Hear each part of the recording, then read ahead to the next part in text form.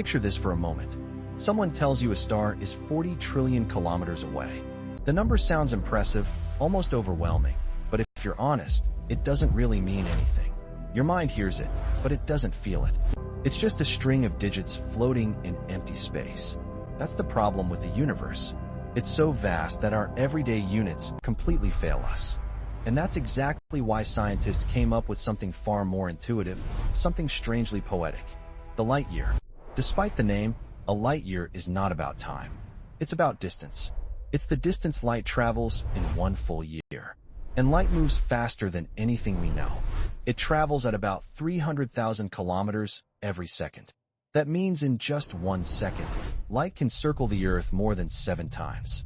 Now let that sink in. 7 full trips around the planet in a single heartbeat. When you stretch that speed across an entire year, you get a number so large it almost stops making sense. Roughly 9.46 trillion kilometers. That's 1 light year. But here's the trick. You're not supposed to fully understand that number. You're supposed to feel what it represents. A shortcut for the unimaginable.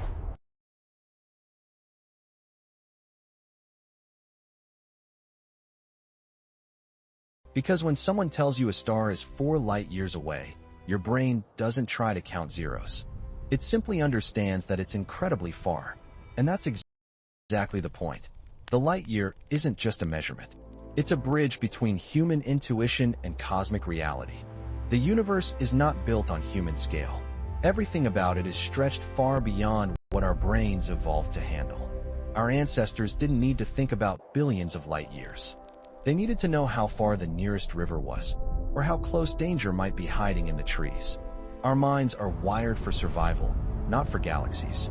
That's why you can easily imagine a room, maybe even a football field, but when someone says 1,000,000 kilometers, your imagination quietly gives up. Scientists often try to shrink the universe into something we can relate to. If Earth were the size of a marble, the sun would sit about 30 meters away. That sounds manageable until you add the next detail. The nearest star, Proxima Centauri, would be thousands of kilometers away on that same scale. Suddenly, the emptiness becomes the real story. Space isn't crowded. It's overwhelmingly empty. So let's start small and build our way up. The moon, our closest neighbor, sits about 384,000 kilometers away. On a cosmic scale, that's practically next door. Light takes just over 1 second to travel that distance. Imagine waving at someone standing on the moon. The moment you move your hand, your image takes a second to reach them. That tiny delay is real. Astronauts experienced it during missions. Even at this short distance, space reminds us it's not instant. Now look at the sun. It feels immediate, like it's right there warming your skin. But in reality, sunlight takes about 8 minutes and 20 seconds to reach Earth. The light you see right now actually left the sun minutes ago. That means if the sun suddenly vanished, Earth wouldn't notice right away. For a few minutes, everything would seem completely normal. Daylight would continue, birds would fly, people would go about their lives, completely unaware that their star was already gone.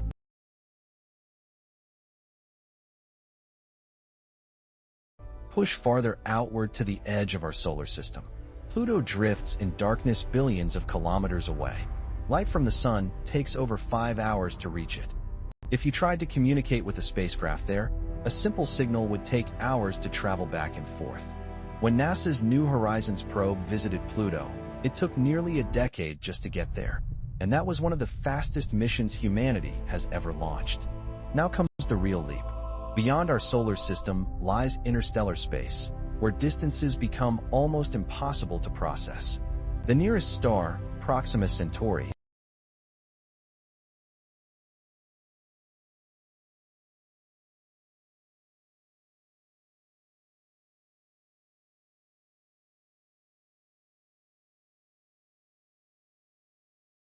is about 4.24 light years away. That's more than 40 trillion kilometers. If we used our fastest spacecraft today, it would take tens of thousands of years to arrive. Think about that. Entire civilizations could rise and fall before a single probe completes the journey. If an ancient empire had launched a mission toward that star, it would still be traveling right now, not even halfway there. And yet, Proxima Centauri is considered close. Most stars you see in the night sky are dozens, hundreds, even thousands of light years away.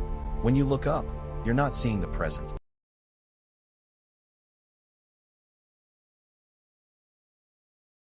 You're seeing history. The light from distant stars began its journey long before modern civilization even existed. Some of those stars may not even be there anymore, but their light is still traveling, still arriving, still telling a story from the past.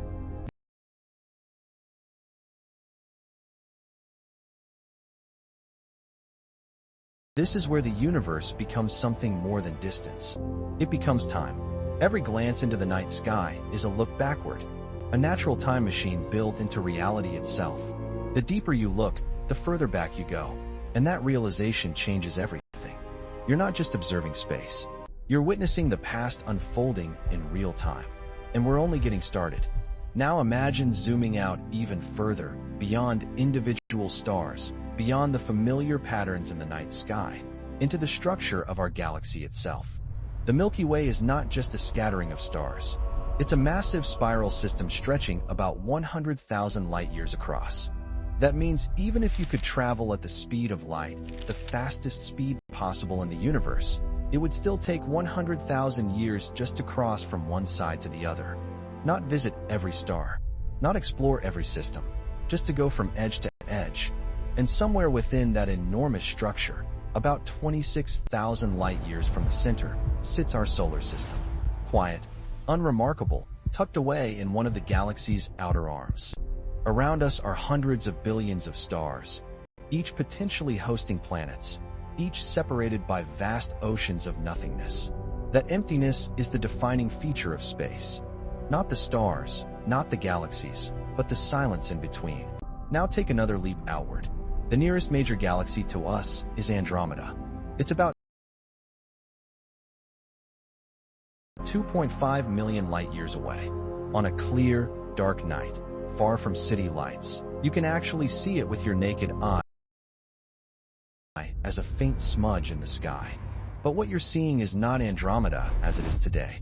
You're seeing it as it was 2.5 million years ago, long before humans built cities, long before recorded history even began. The light reaching your eyes started its journey when our distant ancestors were just beginning to walk upright. Andromeda itself contains around 1 trillion stars, entire solar systems, countless worlds, all compressed into a tiny blur from our perspective. It's a reminder of just how small we are, not just physically, but in scale of awareness. Entire galaxies exist out there, and to us, they appear as nothing more than faint points of light. Keep expanding your view. Galaxies don't exist alone. They gather in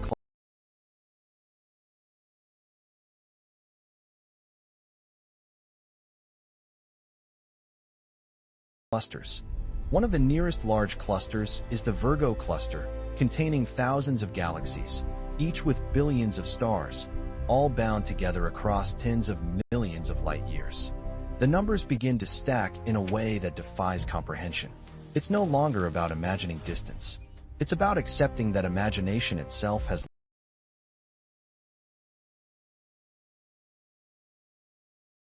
limits. And then comes the ultimate perspective, the observable universe. Everything we can see, everything light has had time to reach us from since the beginning of existence. Its diameter is about 93 billion light-years.